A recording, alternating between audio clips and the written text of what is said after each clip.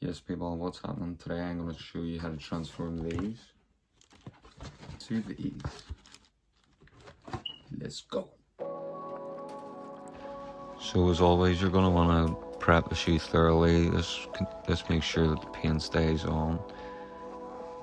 Deread your stencil, place your bunnies or whatever the stencil is on the panels which you're going to want to paint.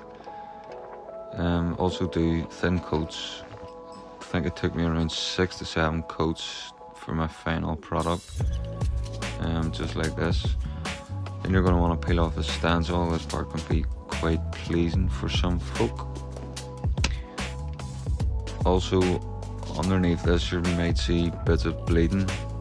This just means the paint has run underneath the stencil which you have placed down.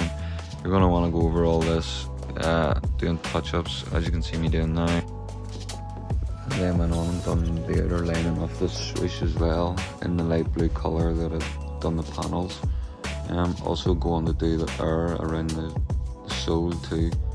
I just added in these finer details just to make the shoes actually pop when they're in person, and as you'll see in the next clip. I hope you did like the video. If you did, please leave a like, subscribe and comment if you want to see anything new. Thank you people.